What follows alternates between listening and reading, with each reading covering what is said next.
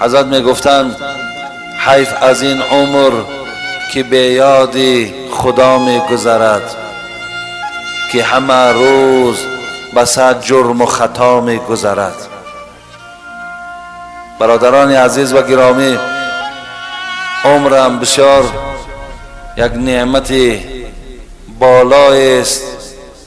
حتی بینین رسول اکرم صلی الله علیه و سلم در حدیث های مبارک میفرمود لا یتمنى احدکم الموت، هیچ وقت شما مرگ را آرزو نکنید.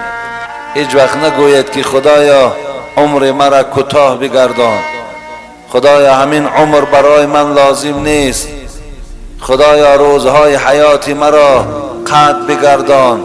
حتی پیامبر گفتند تمنای این گونه به سوی پروردگار جایز نیست. زیرا اما محسنا فلعله یزداد، زیرا اگر خداوند برای تو فعل خوب داده باشد، برای تو فهمش خوب داده باشد، تو روز بر روز نیکی ها زیاد شدن که گرفت، همون قدر محبوبیت تو در نزد پروردگار بالا شدن میگیرد، همون قدر قدر و قیمت و مرتبه تو در جنت جاودانی بالا رفتن میگیرد. لیکن حضرت گفتن حیف گفتن بر همون عمرهایی که اینقدر ارزش گران دارند، اینقدر نعمت نایابی هست، ولی به یاد خدا میگذرد،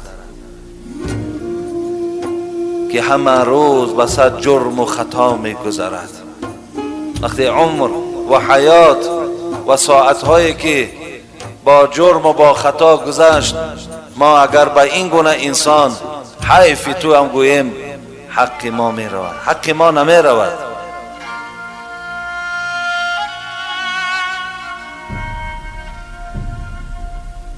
عمر هر آدمی گنجی است که شرحش نتوان، حیف از این گنج که با یا و هوا می گذرد. روز آخر که خدا حاصل عمرت طلبد، اندر آن روز چی گویی که چی ها می گذرد؟